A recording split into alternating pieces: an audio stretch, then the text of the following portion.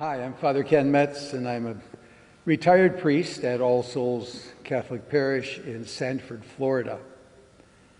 We're going to do a few different vignettes on Lent and other things that might be of interest to you as we're sitting home these days, not doing much else. But I hope these will be informative for you, and I also hope that maybe you'll grow in your faith during this time. Well, Lent is known as the time of fasting. So I want to talk a little bit about fasting. How did that start? Where did it begin? How was it developed down through the history of the church? Because, if your folks were around, or in my case, my parents, but maybe your grandparents or great-grandparents, when they celebrated Lent, they did it differently than we do today. I can remember my mom and dad going out and weighing the food before each meal, because they were only allowed so many ounces of food for that meal. But that all changed. And nowadays we're down to 2 days of fast and abstinence in Lent, Ash Wednesday and Good Friday, and days of abstinence the other Fridays during Lent. So that's where we are today, but that's not the way it always was.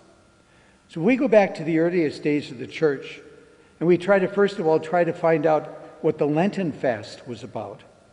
We found that they did this way back in the 300s. And at that time, they had a time, there's 40 days, to reenact or to appreciate and remember what Jesus did in his 40 days out in the desert before he began his public life. And the way they did this was abstaining from any kind of animal food. That included fish, meat, and then the derivatives of those animals, eggs, milk. That's hard for us to believe today, but that's the way they did it. They were very close to that when they started the 40 days. But fasting for them was not unheard of.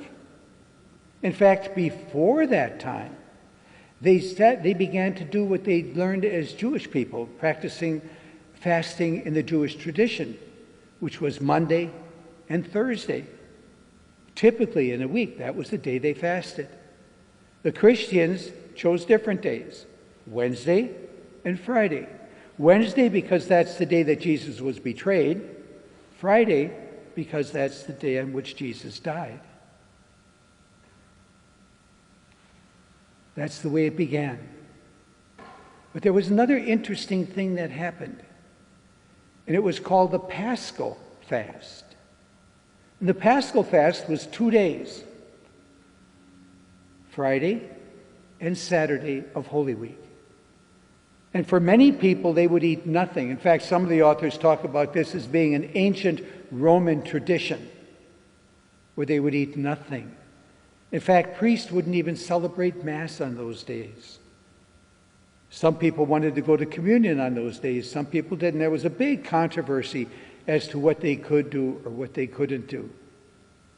But that Paschal fast is something that's sort of come back in a way. If we read the document on the liturgy from the Second Vatican Council, there's a section there, and I want to read what it said in that section. The Paschal fast should be observed everywhere on Good Friday and continued, where possible, on Holy Saturday.